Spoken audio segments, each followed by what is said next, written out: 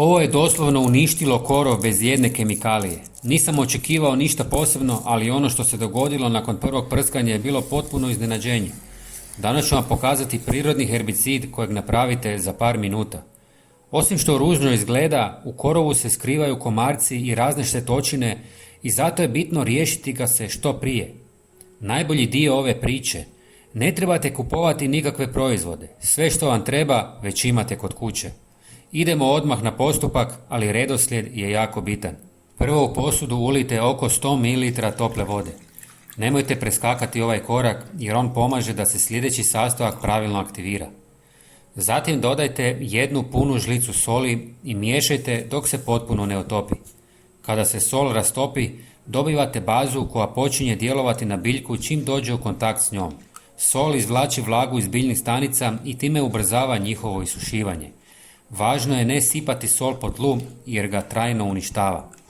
Nakon toga dolazi sastojak koji većina ljudi koristi, ali često na pogrešan način. Ulijte oko 400 ml jačeg octa, minimalno 15%.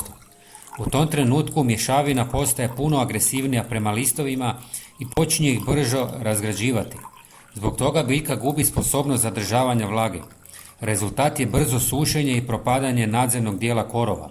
Kao i kod soli, važno je ne zalijevati tlo jer postaje neplodno. Ali ovdje većina ljudi stane i upravo zato ne dobiju rezultat kakav žele. Postoji još jedan mali dodatak koji sve povezuje i čini ogromnu razliku.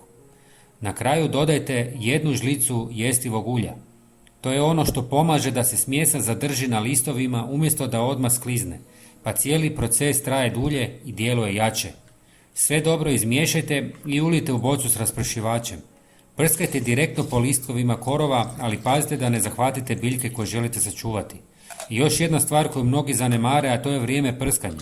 Najbolji učinak ćete dobiti ako ovo radite po jakom suncu, jer se tada cijeli proces sučenja značajno ubrzava. Već nakon kratkog vremena primijetit ćete kako korov gubi snagu, počinje venuti i polako nestaje.